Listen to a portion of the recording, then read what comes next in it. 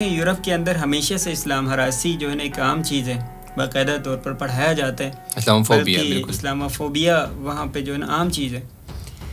تو جس طرح انہوں نے دفاع کیا، جس طرح انہوں نے پیش کیا اس چیز کو، قرآنی تعلیمات کو انہوں نے پیش کیا، اس کے ابھی بھی یہ اثر باقی ہے. آپ دیکھیں آج یورپی ممالک میں اور ڈیفرنٹ ویسٹرن کنٹریز میں خود فلسطین کے لیے اگر آواز اٹھائے تو اس کے پیچھے انہی کا ہاتھ ہے. کی کوشش انہوں نے مطلب اس طرح نہیں کیا کہ انہوں نے یورپ کو برا بلا کہے یا یہ چیز نہیں کیا، ان کے سسٹم کے خلاف بولا اور ان کے عوام کو دعوت دی اس چیز کی کہ اگر آپ اسلام پڑھنا چاہیں یا اگر آپ اسلام کی طرف آنا چاہیں تو آپ کے لیے راستہ کھلا ہے. اسلام نفرت کا نہیں ہے، لیکن اسلام صرف استعماری قوتوں کے مقابلے کے لیے اسلام لایا ہے. اور اب مسلمانوں کا فریضہ یہی ہے کہ وہ استعماری قوتوں کے سامنے وہ جو ہے نا مزاحمت کریں، بالکل نہ کہ ان کے ساتھ سمجھوتا کریں اور گھٹنے ٹیکیں.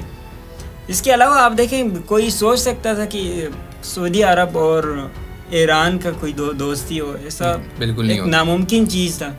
تو اس میں بھی ان کا بڑا ہاتھ ہے. انہوں نے چائنا کو ثالثی بنا کے ایک بڑا اچھا پیغام دیا، اور جس کے بعد سعودی عرب اور ایران کے درمیان کشیدگی کم ہوئی. ابھی بہت زیادہ کشیدگی کم ہوئی، دوستی میں بدل گئی. اور یہ بہت ناگزیر چیز تھی نا. اگر جب تک یہ ایک دوسرے سے دور ہوتے جائیں گے دشمن فائدہ اٹھائیں گے، اور جیسے کہ اٹھایا دشمن نے. اگر آج سعودی عرب ایران سے دور ہیں، پاکستان اگر ایران سے دور ہیں، یا ہندوستان کی اگر ہم بات کریں، وہ ایک مثلا ہندو ملک ہے لیکن وہاں پر اکثریت مسلمانوں کی جو ہے پاکستان سے زیادہ وہاں پر اکثریت ہے، ان کو بھی دیکھنا ہے. تو ایران نے ہندوستان کو بھی نہیں چھوڑا. مطلب انہوں نے ابھی فی الحال میں وہاں پر ایک بہت بڑا وہ ہے نا چابہار میں، تو وہاں پر بندرگاہ پر باقاعدہ بھارت نے انویسٹ کیا اس پر. تو یہ سب اس لیے کر رہے ہیں کہ ریجن میں جو ہے وہ جتنے بھی ممالک ہیں وہ آپس میں متحد رہیں گے، تو پھر دشمن جو ہے وہ کبھی بھی کسی بھی حوالے سے وہ حملہ آور نہیں ہو سکے گا. اور آج مسلمانوں کے آپس میں ایک دوسرے سے دشمنی اور مسلکی جو دشمنی ہے، جو کہ خود امریکہ اسرائیل کے لگائی ہوئی جو آگ ہے، اس میں ہم جل رہے ہیں، ایک دوسرے سے ہم اختلافات کر رہے ہیں.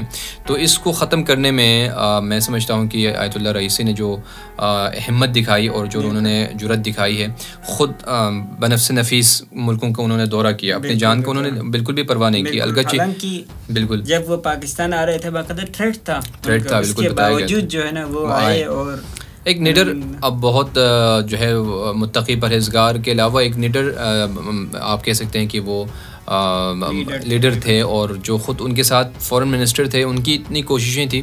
آپ دیکھ سکتے ہیں کہ جب سے 8 اکتوبر کے بعد جو واقعہ ہوا ہے طوفان الاقصی کا، اس وقت سے مسلسل آپ دیکھیں گے کہ امیر الہیان جو ہے وہ ہر دفعہ جو ہے وہ یورپ میں کسی کنٹری میں، وہاں پر اقوام متحدہ میں، امریکہ میں، وہاں جا کر ان کو للکارا. یہاں تک کہ امریکی اس نے ٹی وی نے، امریکن جو ہے میڈیا نے بہت زیادہ ان کو جو ہے وہ تنقید کا نشانہ بنایا خود امریکہ کو، کہ بھائی یہ کیسا انسان ہے کہ یہ آ کر ہمارے گھر میں ہمیں کیا کر رہا ہے، یہ آنکھیں دکھا رہا ہے اور ہمیں دھمکیاں دے کر چلا جاتا ہے. اتنا اس کی بہادری ہے، اور تم لوگ اس کو روکتے کیوں نہیں ہوتے. اس حد تک وہ خود معترف تھے دشمن کی.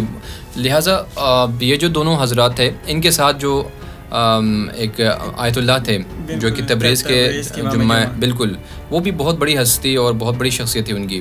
یعنی ان کے والد گرامی ابھی بھی زندہ ہے، یعنی خود وہ 70 سال کے ہیں، ان کے والد گرامی زندہ ہے. ان کی ویڈیو میں نے دیکھی تھی جس میں وہ کہتے ہیں، اس کے والد کہتے ہیں، وہ وصیت کرتے ہیں کہ میرا بیٹا جو ہے اگر میں دنیا سے چلا جاؤں، میرا بیٹا میرے جو ہے وہ نماز جنازہ پڑھائیں گے. اور اس کو پتہ ہی نہیں تھا کہ کل یہی بیٹا جو ہے وہ شہید ہوگا، اور باپ جو ہے وہ بیٹے کی نماز جنازہ پڑھائے گا. اور بہت سارے ان کے صفات ہیں کہ جو عوام کے ساتھ ملنا جلنا اور ان کے مسائل سننا اور پریشانیاں سننا. اور خود ان کی ویڈیو سامنے آئی تھی کہ انہوں نے کہا تھا کہ اب تیسری شہید جو ہے میں خود ہوں گا.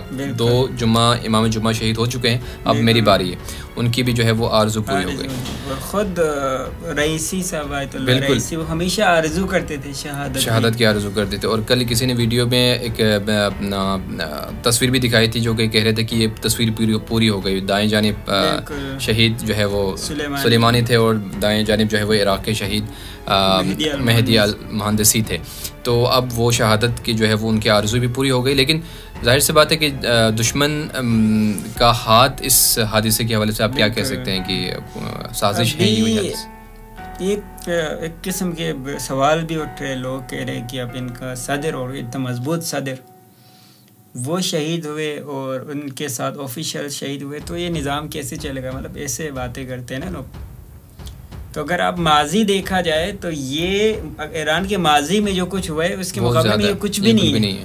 بالکل ایسا ہی ہے. بہت نقصان خود پتہ ہے جب انقلاب آتے ہیں، اس کے بعد کابینہ تشکیل پاتے ہیں، جب ایران کا سلسلہ چل رہا، اس کے بعد پورا پارلیمنٹ کو اڑایا. بالکل. اراکین پارلیمنٹ سب اڑے. 72 افراد جو ہے نا شہید ہوئے، اور جس میں صدر، وزیر اعظم سمیت ایران کے ٹاپ آفیشل سارے موجود تھے.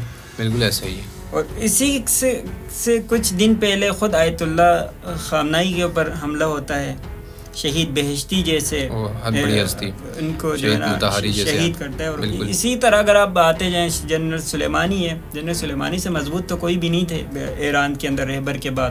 بالکل. اور محسن فخرزادہ ہے، ایٹمی سائنسدان ہے ایران کا. تو یہ قربانی تو ایران جب سے وجود میں آیا ہے، آنے سے پہلے سے اور اب بھی مطلب دے رہے. اس سے مجھے نہیں لگتا کہ وہاں کے نظام کا کوئی مسئلہ ہوگا، کیونکہ جب تک ان کا سسٹم ہے. ہاں یہ بات ہم کہہ سکتے ہیں کہ رہبر کے لیے آج کے دن جو ہے نا واقعی میں بالکل بہت سخت دن. لیکن خود رہبر جو ہم سوچتے ہیں، ظاہر سی بات ہے رہبر کہیں اس سے زیادہ سوچتے ہیں اور بصیرت کے مالک ہیں. انہوں نے اپنے ایک ویڈیو میں بیان کیا تھا، میرے خیال میں وہ آج کل کی ویڈیو نہیں، وہ پہلے کی شاید ویڈیو تھی، شاید جنرل قاسم سلیمانی کی شہادت کی حوالے سے. تو انہوں نے کہا کہ میں مطمئن ہوں، ٹھیک ہے، اور ہم دیکھ رہے ہیں کہ ہم جو ہے نا اس چوٹی کی طرف قدم بڑھا رہے ہیں جہاں ہمیں پہنچنا ہے.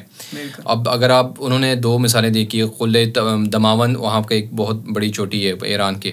تو اگر قلعہ دماون پر اگر آپ نے جانا ہے تو بیچ میں جو ہے وہ موسم بھی خراب ہوں گے، وہاں پر آپ کو بیریئرز بھی ملیں گے، راستے میں رکاوٹیں بھی ہوں گی.